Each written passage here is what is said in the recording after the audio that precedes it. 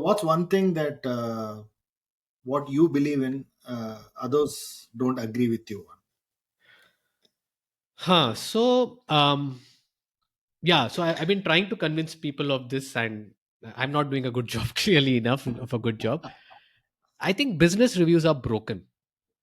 This concept of this, the quarterly or monthly business review, the way it is done, I mean, I'm not saying that it is, the review needs to happen. The way it is done is quite bad. And it's not that it's not been solved. There are companies which have solved it, but it's a tough solve. It's not an easy solve.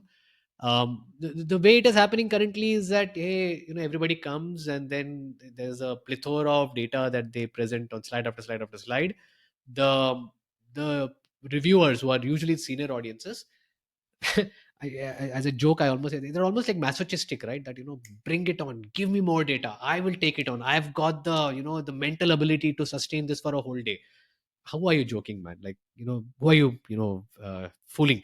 It's difficult, right? So push the onus of crafting a narrative on your leaders, right? So don't make it a data review, make it a narrative review. So it's not, this is not rocket science, this is not a new idea. Amazon has solved it a decade back. So they call it the 6-page narrative, right? And it's not easy. I'm not saying it's an easy one. There are variants. You don't have to go to that level of, make a 6-page Word document narrative. And so let me kind of talk about what Amazon has done, and then, we can talk about the challenges of it. So in Amazon, any product review, any new idea, business review, it starts with the person who's, let's say, talking about the product or the business idea to present. No, I mean, I say present, sorry, to give a 6-page Word document printed out to all the people. The first 5 minutes of that review, of half an hour review, is spent in silent reading.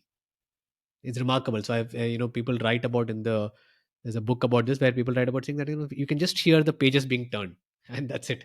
And so they're all reading and absorbing. And what that does is that, first of all, to write a report is immense amount of clarity in thinking that is there. So your own thinking becomes better, and you're leaving out the fluff and all of that. um, Two, as a reader, I may have a question that immediately comes on page number 2, but it gets answered on page number 4. So I don't waste everybody's time by asking unnecessary questions, right? And everybody then is on the same page. Then the rest of the discussion is at a much higher level, right? So instead of asking, hey, what does that number mean? Hey, but have you been reconciled that with the data from there? Hey, wait, is that in USD or in euro? All rubbish questions, right? Of course, most organizations have moved beyond that, but sometimes that also happens. Or you know a template which has got 10 columns into 10 rows, and 100 data points. You're going through all of this, you are asking questions, that guy obviously knows all the data and he's giving all the data, but it's a mess. Yeah, ask that person to craft the 139, the executive summary narrative. um, it is tough, it's not an easy skill. And you'll have to push in order to support. It's worth it. So it may mean 2 3 reviews which are uncomfortable, deeply uncomfortable, because you're changing the way it is done. But I feel that the other side of that discomfort will be a vastly improved review, because reviews, if you think about it, Swami, they are very expensive for a company. You're Hmm. getting very senior people whose time is extremely valuable, all in the same room, and you could get magic out of those reviews if a good narrative is presented. You could have much better discussions, much better decisions. It could change the direction of that company. Yeah.